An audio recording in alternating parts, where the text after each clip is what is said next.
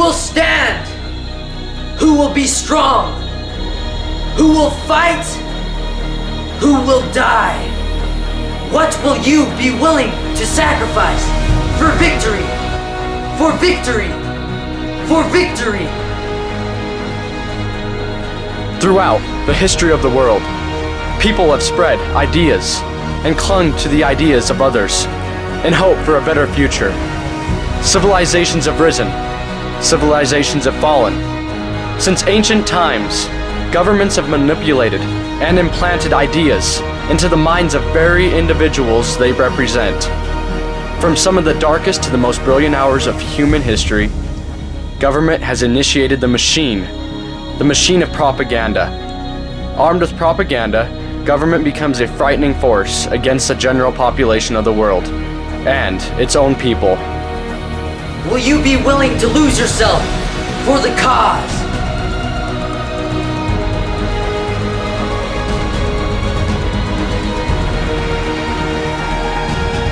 Imagine being surrounded by fear. Every home is destroyed. Money is worthless. The economy, once strong and vibrant, is now in shambles. People are in chaos.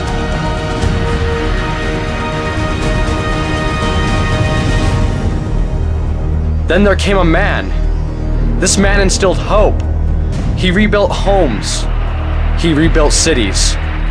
He said everything would be all right. And it was all right.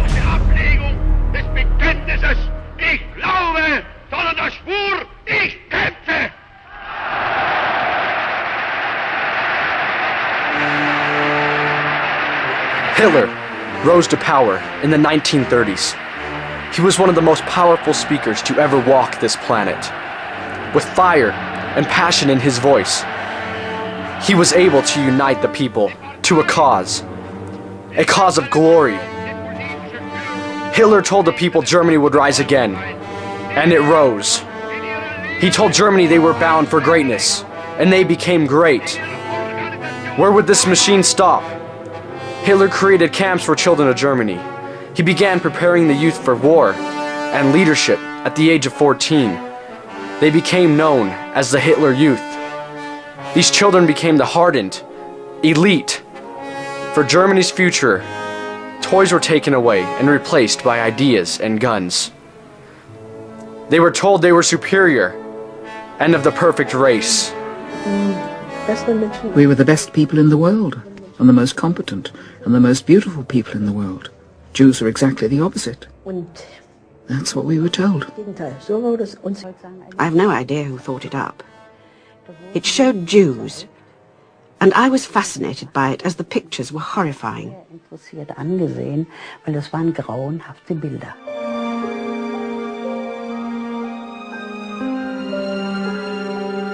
On the streets, the message was the same.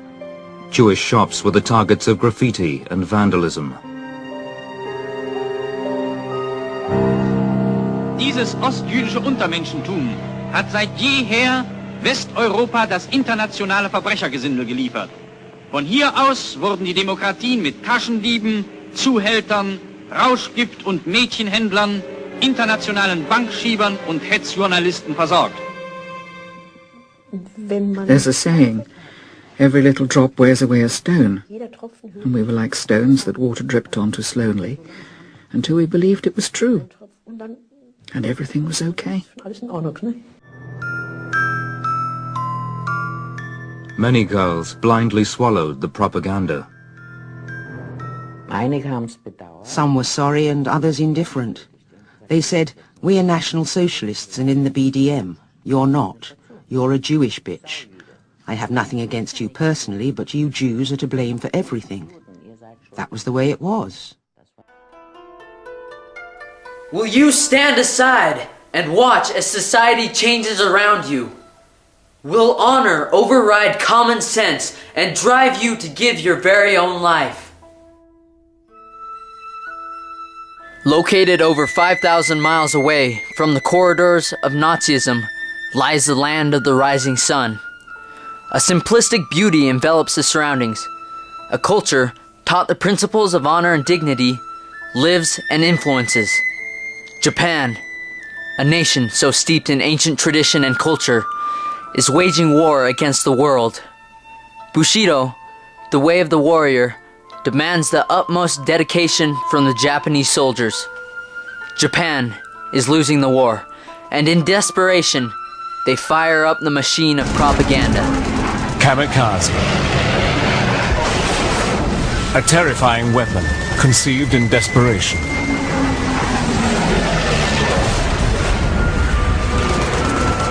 Japanese pilots committed to an unthinkable mission. A violent end as a human bomb. The term kamikaze did not originate from World War II. In fact, kamikaze had been coined centuries before in response to the attacks from the Mongolian hordes who had taken over China. During the 13th century, Mongolian fleets were sent towards Japan to conquer the island.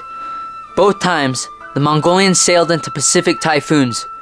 The typhoons scattered, destroyed, and discouraged the Mongolians. The Japanese believed the typhoons were sent by the gods. Thus, the term kamikaze, or divine wind, was created. During World War II, government officials used the meaning behind kamikaze and the warrior code to push this desperation program onto the young pilots of the military. The government twisted kamikaze into something they could influence the young in their country. These kamikaze pilots are little more than novices. Most of Japan's experienced airmen have been lost during 3 years of war. They were given 2 days of takeoff training, 2 days of formation flying, and 3 days of actually how to dive in to destroy an enemy ship.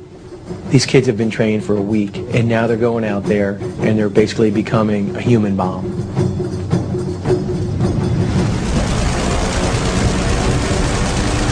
Two kamikaze pilots break through the fighter screen and pitch over into a dive on the Laffy. Well, when they got in close enough, you could see the pilot sitting right in the cockpit. And he's not looking one way or the other, he's looking right straight ahead. And he's aiming that plane right at you. You can't imagine what goes through somebody's mind that does that. Have we lost ourselves? Have we too become so ensnared in the machine and so focused on the cause?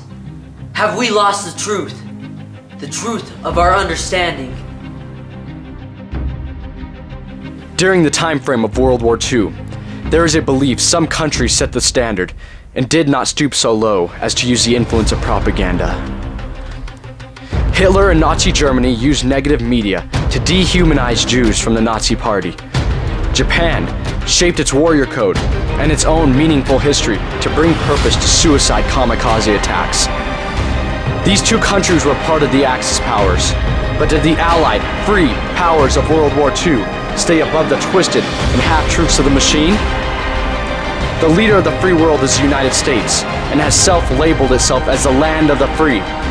However, during the darkest hours of its existence, would the United States compromise the freedom of others for its own security and then cover it up using propaganda?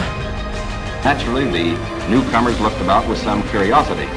They were in a new area, on land that was raw, untamed, but full of opportunity.